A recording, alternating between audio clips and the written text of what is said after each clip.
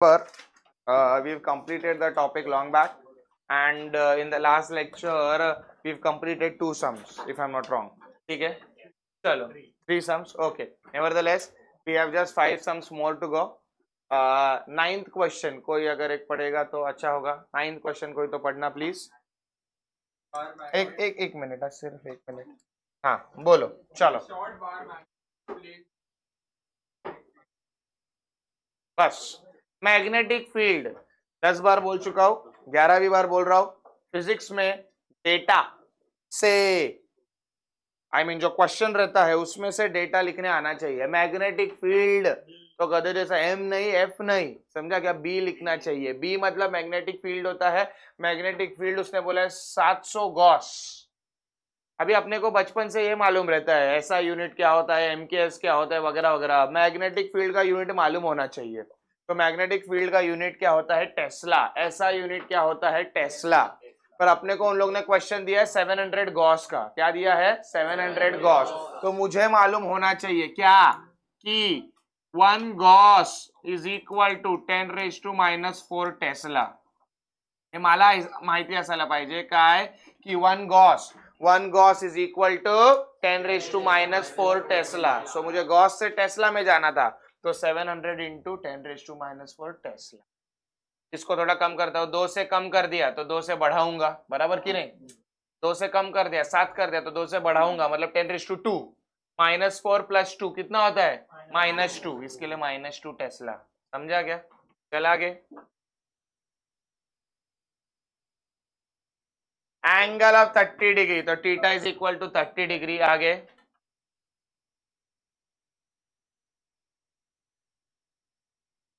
Torque tau is equal to 0.014 nanometre. आगे newton metre. Find the magnetic moment. To find में पहला आया magnetic moment छोटा m,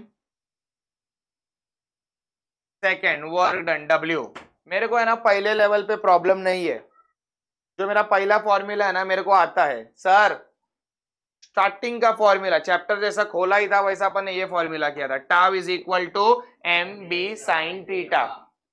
ऐसा स्टार्ट किया था. Tau is equal to m cross b और क्रॉस प्रोडक्ट को खोला था. Tau is equal to mb sin theta.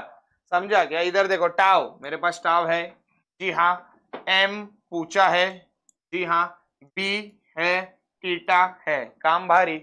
तो चाहिए उसको रख आजू में, बाकी सबको फेंक बाजू में. तो m चाहिए ना, तो m को रख आजू में. b sin थीटा मल्टीप्लाई, तो इधर आके क्या आएगा? डिवाइड. तो m is equal to tau upon b sin theta. Tau का वैल्यू डाल, b का वैल्यू डाल, sin थीटा का वैल्यू डाल. काम भारी. समझा गया? पॉइंट को शिफ्ट करो. 1 2 3. 3 से बढ़ाया तो 3 से क्या कर दिया? कम.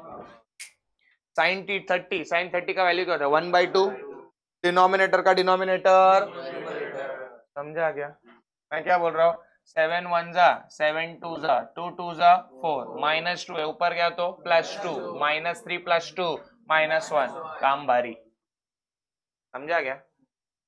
अभी ये 2 न्यूमेरिकल्स में तुमको एक फॉर्मूला ये करना है. अपन ने ये पढ़ा था W is equal to mb cos theta. अपन ने क्या पढ़ा था? W is equal to mb cos theta. Work done का ये फॉर्मूला होता है. लेकिन अगर एक जगह से दूसरे जगह हिलाना रहता है, किसको? मैग्नेट को. उन लोग पोजीशन देते हैं, मैग्नेट को हिलाओ 0 डिग्री से 30 डिग्री. तो टाउ 1 कितना हो गया? 0 डिग्री. सॉरी, थीटा 1 कितना हुआ? 0 डिग्री. थीटा 2 कितना हो गया? 30 डिग्री. 0 से 90 पे घुमाओ तो थीटा 1 0, थीटा 2. समझ में आ रहा है? वर्क डन बोला है. थोड़ा क्वेश्चन वापस पढ़ेगा प्लीज.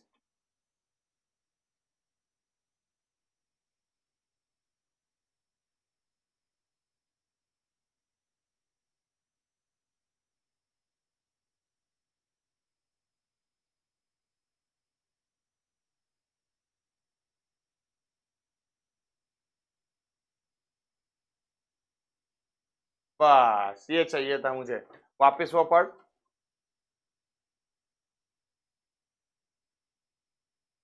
बस. Very good. Work done from most stable to most unstable. ये 30 40 वाला सब हो गया अपने पास. Most stable to most unstable. Everyone ये इंपॉर्टेंट जनरल नॉलेज है, इंपॉर्टेंट जनरल नॉलेज है जो मैंने लिखा है। क्या लिखा है? Most stable position of magnet कब रहता है? जब थीटा कितना रहता है? पैरेलल। जब थीटा कितना रहता है? पैरेलल। पैरेलल मतलब थीटा कितना रहेगा? 0 डिग्री। और मोस्ट अनस्टेबल पोजीशन कब रहता है? जब परपेंडिकुलर, मतलब थीटा कितना रहेगा? 180 डिग्री। ये मालूम होना चाहिए, इसके लिए इंपॉर्टेंट लिखा है। स्टेबल पोजीशन, स्टेबल पोजीशन कब रहेगा? जब थीटा 0 है। अनस्टेबल पोजीशन कब रहेगा? जब थीटा 180 डिग्री है। बस खत्म। किधर से किधर बोला? स्टेबल से अनस्टेबल। तो W is equal to M B, पहला ही बोला, एक जगह से दूसरे जगह हिलाना रहेगा तो थीटा माइनस थीटा, समझा क्या? तो theta 1 minus theta 2। Stable position पे थीटा क्या है? 0 डिग्री, माइनस अनस्टेबल पे थीटा क्या है? 180 डिग्री। cos 0 कितना होता है? 1, माइनस cos 180 कितना होगा? -1। एक ही एक्सिस पे है ना, समझ में आ रहा है कि नहीं? क्वाड्रेंट बराबर कि नहीं? ये अगर 1 रहेगा तो ये कितना रहेगा? बस माइनस माइनस प्लस, 1 + 1 2 मल्टीप्लाई किया, आंसर आया। समझ में आ रहा है? ये सब में कुछ इंपॉर्टेंट नहीं था, सिर्फ ये फॉर्मूला इंपॉर्टेंट था बस, बाकी कुछ भी इंपॉर्टेंट नहीं है। Am I pretty much clear? Next please कोई तो पढ़ो।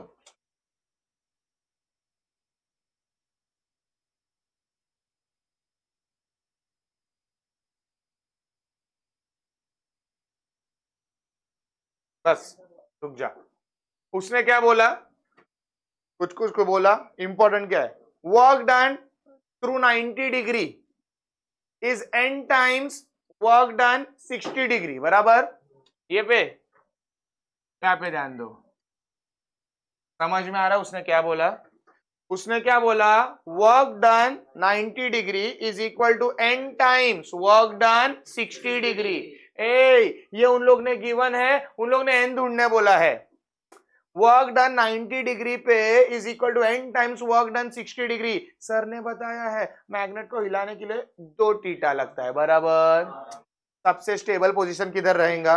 0 डिग्री। तो लेना, एक 0 से 90 और दूसरा क्या आएगा? 0 से, खत्म हो गया सब। समझ में आ रहा है क्या? That's it.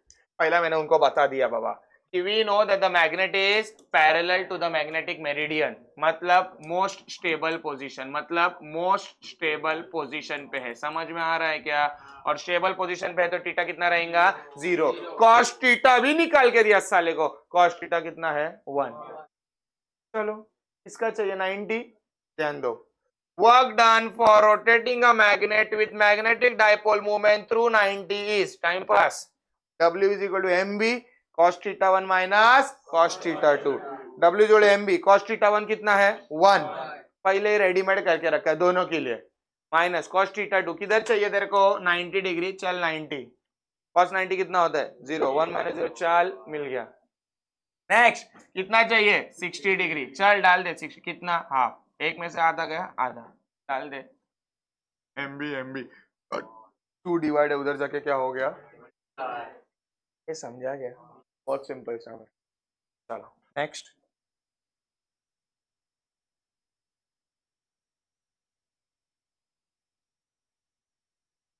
पढ़ो कोई तो।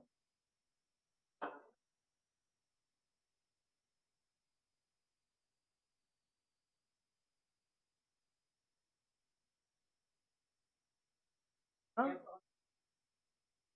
0 अपने इधर 1 था, हाँ ठीक है, नो प्रॉब्लम। 0.1 पकड़ के चलेंगे क्योंकि अभी पूरा लिख ही दिया, समझा क्या? एक मिनट। हाँ वेट कितना बोला बंदे ने? 0.1 ग्राम। तो वेट, ध्यान दे, वेट कितना लिखा? 0.1 ग्राम। लेकिन मैं क्या बोलता हूँ, केमिस्ट्री अगर थोड़ा बहुत मालूम रहेगा तो मास का यूनिट ग्राम्स होता है, मास का यूनिट ग्राम्स है। इधर पब्लिक घूम जाता है, उन लोग ने ये दिया है, मेरे को जनरल नॉलेज अगर रहेगा तो मैं इसको काम भरूंगा, नहीं तो W लिख के छोड़ दूंगा। समझ रहा ने फटक से? W इज इक्वल टू क्या दिया है? 0.1 ग्राम। अपन ने लिखा W इज इक्वल टू 0.1 ग्राम, लेकिन भाई ग्राम ये यूनिट किसका होता है? मास का। अरे ग्राम यूनिट किसका होता है? मास का। और वेट का यूनिट क्या होता है? न्यूटन। तो मैं क्या करता हूँ, 0.1 को एक्सेलरेशन ड्यू टू ग्रेविटी से मल्टीप्लाई करता हूँ, 9.8। सर अभी 10⁻³ से आया रे। पहली बात ये क्लिक होना ही मुश्किल है। वेरी गुड, ग्राम से केजी। ये पागल, वेट का यूनिट न्यूटन ऐसा है, तो अपने को ग्राम्स को भी किस में पलटना पड़ेगा? एसआई में। समझा क्या? दिमाग लग रहा है क्या?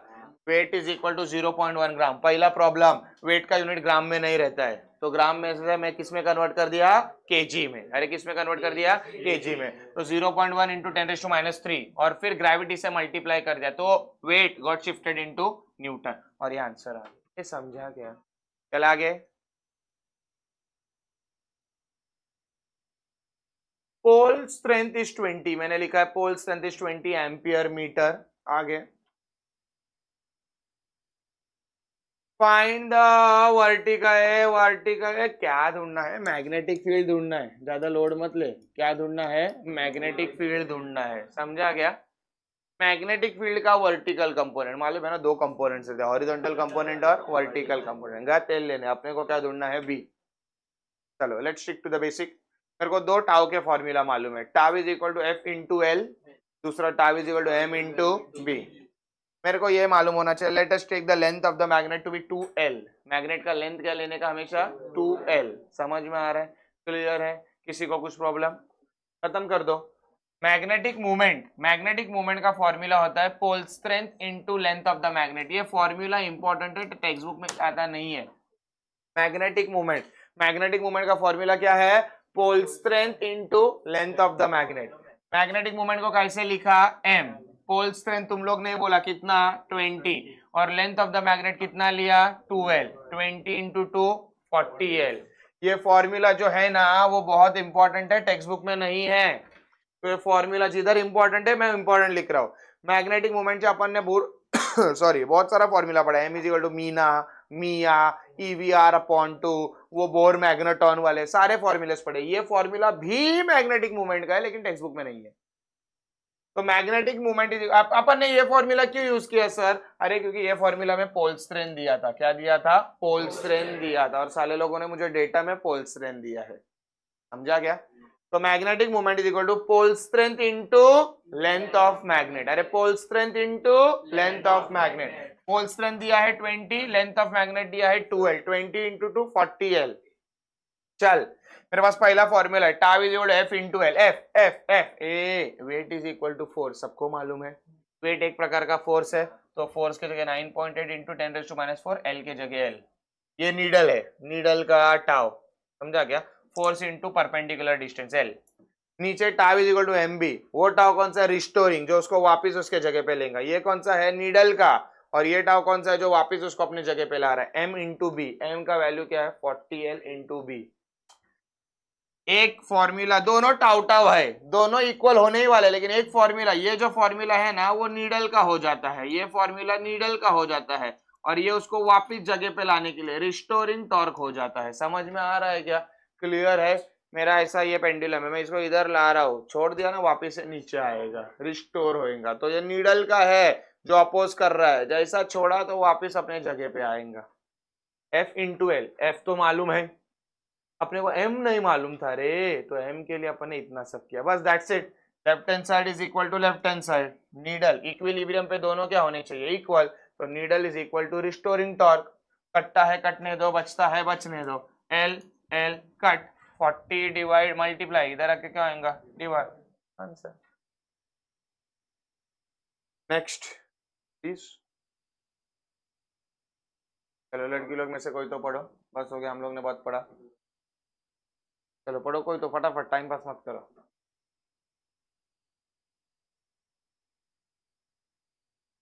.25 सेंटीमीटर स्क्वायर।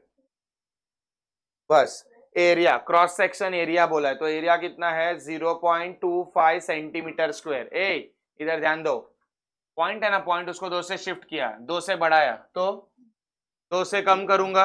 अरे हाँ कि नहीं? सेंटीमीटर है, सेंटीमीटर, उसको मीटर में पलटना रहेगा, तो 2 से कम। 1 सेंटीमीटर इज 10⁻² मीटर। -2 का स्क्वायर -4, और वो -4 और ये -2 कितना हुआ? किसको नहीं समझा? 0.25 है, 0.25। ध्यान दो, area is equal to 0.25 centimetre square बराबर। इसको 2 से बढ़ाओ, 2 से बढ़ाओ, तो 2 से क्या करना पड़ेगा? कम, सेंटीमीटर स्क्वायर। अभी मैं क्या कर रहा हूँ, इसको ऐसा ही रख रहा हूँ, सेंटीमीटर को क्या लिख रहा हूँ, 10⁻⁻² मीटर का स्क्वायर। तो ये क्या हो गया, 25 इंटू 10⁻², इसका स्क्वायर 10⁻⁴, मीटर का स्क्वायर मीटर स्क्वायर, और अभी हक से कितना आएगा, 10⁻⁶ मीटर स्क्वायर। समझा क्या, एरिया हुआ। आगे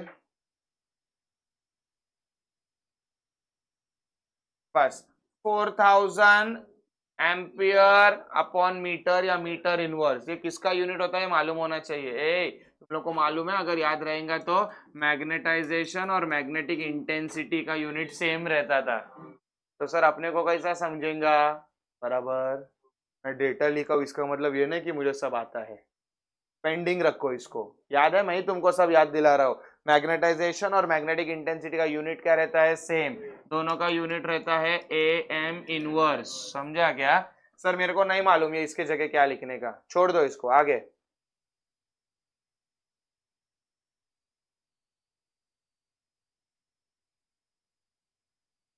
flux, flux is equal to 25 into 10⁻⁶। WB मतलब वेबर, WB मतलब वेबर, फ्लक्स भी लिखा है। आगे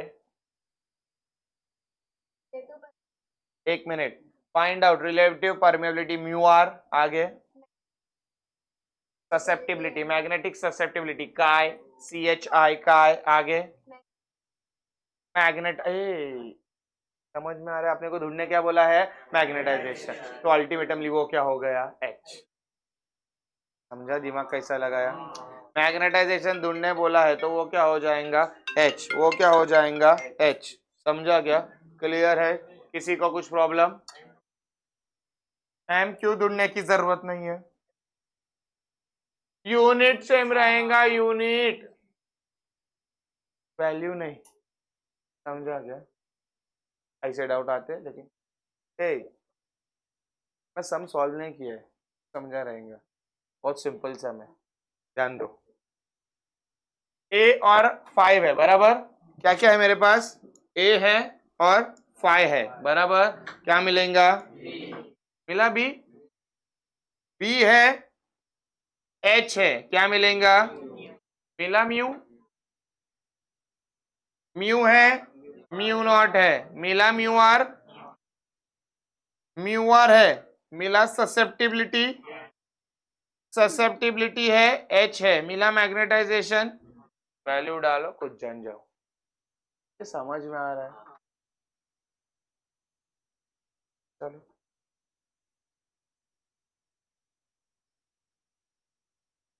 ऊपर बाजू वाली पर,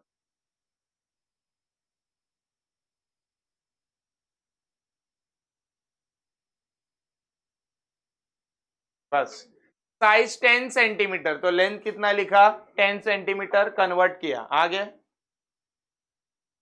इंटू, ये मालूम है ना अपन स्टाइल में डायमेंशन कैसा लिखते हैं, L into B into H, बराबर ना, लेंथ ब्रेथ हाइट, लेंथ लिखा 10, ब्रेथ लिखा 0.5, हाइट लिखा 0.2, सबको पद्धतशीर मीटर में कन्वर्ट किया। आगे मैग्नेटाइजिंग फील्ड 0.5 इंटू 10⁻⁴। अब ये याद करो, मैग्नेटाइजिंग फील्ड है तो सीधा H लिख देने का, समझ में आ रहा है, पीछे भी ये वर्ड यूज हुआ था, इधर भी ये वर्ड यूज हुआ था, मैग्नेटाइजिंग फील्ड, मैग्नेटाइजिंग फील्ड बोले तो H मतलब मैग्नेटिक इंटेंसिटी। आगे मैग्नेटिक मूवमेंट मतलब magnetic dipole movement 0.5 ampere metre square, बस खत्म कर दे। मैग्नेटिक इंडक्शन, मैग्नेटिक इंडक्शन मतलब क्या ढूंढना है, B, पहला फॉर्मूला, बड़ा M, ये बड़ा M क्या है, मैग्नेटाइजेशन, छोटा M क्या है, मैग्नेटिक डाइपोल मूवमेंट, अरे हाँ कि नहीं, बड़ा M क्या है, मैग्नेटाइजेशन, छोटा M क्या है, मैग्नेटिक डाइपोल मूवमेंट। मैं क्या बोल रहा हूँ, मैग्नेटिक डाइपोल मूवमेंट है, वॉल्यूम भी है, वॉल्यूम को कैसा लिखूंगा, length into breadth into height, अरे लेंथ भी है, ब्रेथ भी है, हाइट भी है, तो क्या मिलेगा, बराबर M मिला, H है, म्यू नॉट है, क्या मिलेगा, ये समझा क्या, क्लियर है, किसी को कुछ प्रॉब्लम।